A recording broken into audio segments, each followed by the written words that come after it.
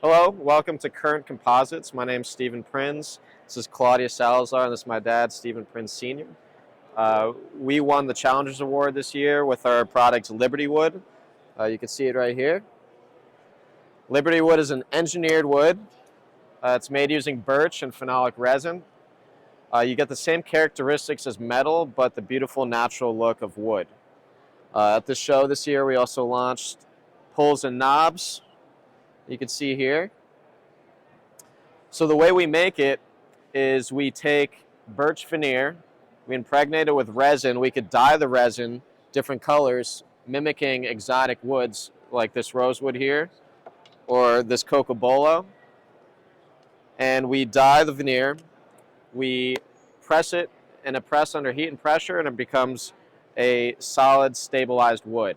Another interesting thing about this wood is that it will withstand water resistance and heat. One of our tests is boiling the wood, so we boiled this piece for 8 hours. What's great about that is that you could use it in kitchen cutlery. It will handle dishwashers, and you could use it for outdoor furniture or in marine applications where there's a lot of moisture, a lot of salt water. Another cool thing is that it's dense, so it's very suitable for pool cues.